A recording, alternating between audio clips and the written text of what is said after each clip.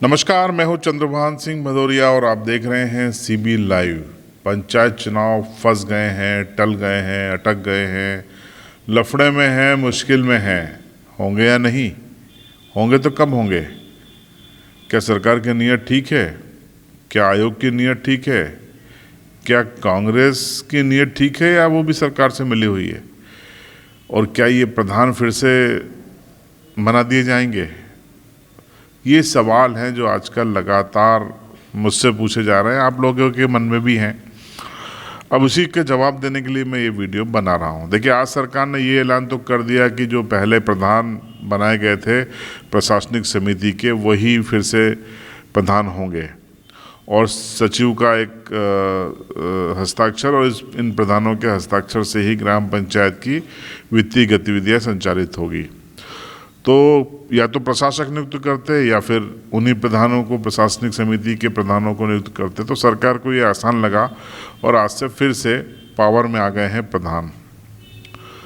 अब अप्रैल तक अगर चुनाव नहीं हुए तो इन प्रधानों के पास बहुत सारे पैसे भी होंगे और ये जम के काम भी करा सकेंगे, और क्या क्या करेंगे पता नहीं। बहरहाल, पहला तो ये कि फिर से उनको जिम्मेदारी सरकार ने सौंप दी है। अब दूसरा सवाल ये है कि पंचायत चुनाव कब होंगे। देखिए, परिसीमन का आदेश जारी हो गया है सरकार की ओर से, और परिसीमन 8 दिन में नहीं हो जाता है, इसके लिए नोटिफिकेशन जारी हुआ है। अब प्रक्रिया शुरू होगी, दावे, आपत्ति और उनका निराकरण की प्रक्रिया होगी। उसके बाद गजट में पब्लिकेशन होगा, उसके बाद उसकी सूचना आयोग को जाएगी। क्या ये सब इतनी जल्दी हो जाएगा, आपको लगता है? मुझे नहीं लगता कि इतनी जल्दी होगा। तो इस काम में कम से कम 3 महीने, 2 से 3 महीने की ज़रूरत पड़ेगी। और उसके साथ साथ सुप्रीम कोर्ट का जो रुख है ओबीसी रिजर्वेशन को लेकर, वो 3 स्टेप ओबीसी काउंटिंग को लेकर है। यानी सुप्रीम कोर्ट इसके बगैर मानने को तैयार नहीं है कि आपने 3 स्टेप ओबीसी काउंटिंग कर ली है, तो वो भी आपको इसी के दौरान करना है। अगर आप साथ साथ भी करेंगे, यानी कि परिसीमन की प्रक्रिया भी शुरू कर देते हैं और 3 स्टेप ओबीसी काउंटिंग भी शुरू कर देते हैं, तो आप मान के चलिए कि आपको नगरीय निकायों के लिए भी करनी है ये प्रक्रिया और ग्राम पंचायतों के लिए भी करनी है। तो कम से कम 3 से 3.5 करोड़ ओबीसी मध्य प्रदेश में होंगे, ऐसा मेरा अनुमान है। तो उनकी गणना करना है, उनको लिस्टेड करना है, अंतिम सूची बनानी है, सुप्रीम कोर्ट में फाइल करनी है। तो परिसीमन प्लस 3 स्टेप ओबीसी काउंटिंग एक साथ भी अगर आपने की तो भी आपको 100 दिन से कम नहीं लगेंगे। तो फिर पंचायत चुनाव 100 दिन के पहले कैसे होंगे? अब 100 दिन का मतलब होता है 3 महीने। तो जनवरी, फरवरी, मार्च और आपका अप्रैल लग गया। तो अप्रैल अंत या मई में ही फिर संभावना बनती है। और ये सब तब जब वाकई में इस समय सीमा में सरकार इस पूरे ओबीसी 3 स्टेप काउंटिंग को प्लस उनके आरक्षण के विषय को प्लस परिसीमन को निपटा ले, तब जाकर ये संभव है। और अब ऊपर से आ गया है ओमिक्रॉन, यानी कोरोना का नया वेरिएंट।